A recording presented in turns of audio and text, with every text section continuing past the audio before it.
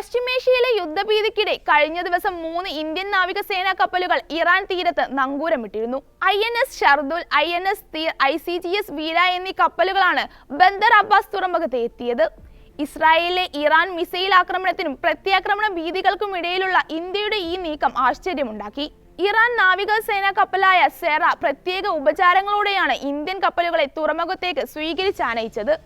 Persian കടലിടുക്കിൽ നടക്കുന്ന സൈനികാഭ്യാസത്തിന് വേണ്ടിയാണ് ഇന്ത്യൻ കപ്പലുകൾ എത്തിയതെന്നാണ് വിവരം. ഇന്ത്യയും ഇറാനും തമ്മിലുള്ള നാവിക സഹകരണം ശക്തിപ്പെടുത്തുന്നതിന്റെ ഭാഗമായാണ് സന്ദർശനമെന്നാണ് ഇന്ത്യൻ നേവി വാർത്താക്കുറിപ്പിൽ അറിയിച്ചത്. നാവിക സഹകരണ പ്രവർത്തനങ്ങൾ വിപുലപ്പെടുത്തുന്നതിന്റെയും പരസ്പര സഹകരണം ശക്തിപ്പെടുത്തുന്നതിന്റെയും ഭാഗമായാണ് ഇന്ത്യൻ കപ്പലുകൾ ഇറാൻ സന്ദർശിക്കുന്നതെന്ന് വാർത്താക്കുറിപ്പിൽ ചൂണ്ടിക്കാട്ടി. സന്ദർശനത്തിന്റെ ഭാഗമായി നാവിക സുരക്ഷ ശക്തമാക്കാൻ ആവശ്യമായ അഭ്യാസങ്ങളിൽ കപ്പലുകൾ ഏർപ്പെടും. ഇന്ത്യൻ ഇറാൻ നാവികസേനകൾ ഒന്നിച്ചു പ്രവർത്തിക്കുന്നതിനുള്ള അഭ്യാസങ്ങളും ഉണ്ടാകും. പ്രൊഫഷണൽ കൈമാറ്റങ്ങൾ, പരസ്പര പരിശീലന സന്ദർശനങ്ങൾ, റീത്ത് സമർപ്പണം, നാവിക സഹകരണ അഭ്യാസങ്ങൾ എന്നിവയെല്ലാം പദ്ധതിയിലുണ്ടെന്നും സേന അറിയിച്ചു. കഴിഞ്ഞ മാർച്ചിൽ ഇറാൻ കപ്പലുകൾ ഇന്ത്യയിലെത്തിയിരുന്നു. ബുഷർ, ഹെൻഗാം എന്നീ കപ്പലുകളാണ് മുംബൈയിലെത്തി സൈനികാഭ്യാസം നടത്തിയത്.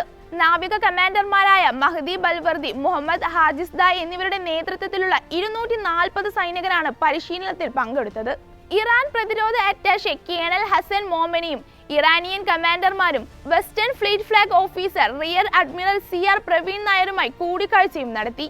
കഴിഞ്ഞ ഫെബ്രുവരിയിൽ വിശാഖപട്ടണത്ത് നടന്ന ഇന്ത്യയുടെ ആഭിമുഖ്യത്തിലുള്ള മിലൻ 24 സൈനികാഭ്യാസത്തിൽ ഇറാൻ യുദ്ധക്കപ്പലായ ധന പങ്കെടുക്കുകയും ചെയ്തിരുന്നു. ഒക്ടോബർ 1-നാണ് ഇറാൻ ഇസ്രായേൽ നഗരങ്ങളിൽ വൻ മിസൈൽ ആക്രമണം നടത്തിയത്. 180 മിസൈലുകളാണ് വ്യോമതാവളങ്ങളും മൊസാദ് ആസ്ഥാനവും ഉൾപ്പെടെയുള്ള തന്ത്രപ്രധാന കേന്ദ്രങ്ങൾ ലക്ഷ്യമിട്ട് ഇറാനിൽ നിന്ന് എത്തിയത്. അതീവ സുരക്ഷയുള്ള ഇസ്രായേലിലെ നെവാറ്റിം എയർബേസ് ഉൾപ്പെടെ 2 വ്യോമതാവളങ്ങൾ ആക്രമിക്കപ്പെട്ടതായി ഇസ്രായേൽ സ്ഥിരീകരിച്ചു. ഇസ്രായേലിന്റെ അത്യാധുനികമായ ഡ്രോണുകളും നെവാറ്റിമിൽ ഉണ്ടെന്നാണ് വിവരം.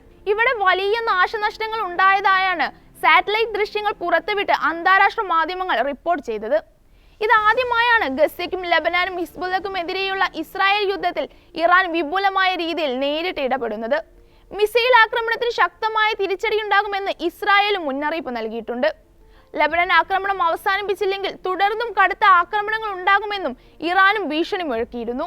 യുദ്ധഭീതിക്കിടെ റഷ്യ, ജർമ്മനി, അമേരിക്ക ഉൾപ്പെടെയുള്ള രാജ്യങ്ങൾ തങ്ങളുടെ പൗരന്മാരെ മേഖലയിൽ നിന്ന് ഒഴിപ്പിക്കുമ്പോഴാണ് ഇന്ത്യൻ കപ്പലുകൾ ഇറാൻ തീരത്ത് നങ്കൂരമിടുന്നത് ശ്രദ്ധേയമായത്. നേരത്തെ പ്രധാനമന്ത്രി നരേന്ദ്രമോദി ഇസ്രായേൽ പ്രധാനമന്ത്രി ബെഞ്ചമിൻ നെതന്യാഹുവിനെ ഫോണിൽ വിളിച്ച് പശ്ചിമേഷ്യയിലെ പുതിയ രാഷ്ട്രീയ സാഹചര്യം വിലയിരുത്തിയിരുന്നു. ഹമാസിനും ഹിസ്ബുള്ളക്കും എതിരായ ആക്രമണത്തിൽ നയതന്ത്ര പരിഹാരം കണ്ടെത്തണമെന്ന് മോദി ആവശ്യപ്പെട്ടതായാണ് വിവരം. ഇസ്രായേലിനെ പിന്തുണയ്ക്കുമ്പോഴും ഇറാനുമായി പതിറ്റാണ്ടുകൾ പഴക്കമുള്ള സുദൃഢമായ ബന്ധമാണ് ഇന്ത്യക്കുള്ളത്. സൈനിക സഹകരണത്തിനൊപ്പം പേർഷ്യൻ കടലിടുക്കിൽ ഇന്ത്യക്ക് ഊർജ്ജ താൽപര്യങ്ങളുമുണ്ട്.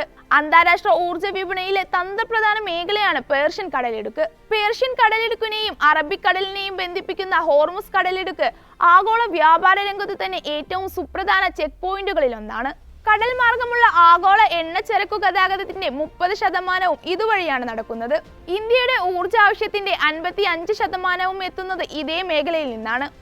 ഇറാന്റെ ഊർജ്ജ കേന്ദ്രങ്ങളെ ആക്രമിക്കുമെന്നാണ് ഇസ്രായേൽ പ്രഖ്യാപിച്ചത്. അങ്ങനെ സംഭവിച്ചാൽ അത് ആഗോള എണ്ണ വിപണിക്കൊപ്പം ഇന്ത്യയെയും സാരമായി ബാധിക്കും. അതിനാൽ ഇവിടെ തുറന്ന യുദ്ധത്തിനുള്ള സാധ്യത ഒഴിവാക്കാനാകും പടിഞ്ഞാറൻ രാജ്യങ്ങളെ പോലെ ഇന്ത്യയുടെയും ശ്രമം. ഇനി മേഖല പൂർണ്ണമായൊരു യുദ്ധത്തിലേക്ക് നീങ്ങിയാലും ഇന്ത്യ ഇസ്രായേലിനെ പിന്തുണയ്ക്കാനുള്ള സാധ്യത വിരളമാണ്. സൈനിക സഹായം നൽകിയില്ലെങ്കിലും ഇറാനെ പിണക്കാൻ ഇന്ത്യ ഒരിക്കലും മുതിരില്ലെന്ന് ഉറപ്പാണ്. റഷ്യയുമായും ഇന്ത്യ സഹകരണം ശക്തമാക്കിയ സാഹചര്യത്തിൽ ഇറാനെതിരെ ഇന്ത്യ നിലപാട് സ്വീകരിക്കാനിടയില്ല.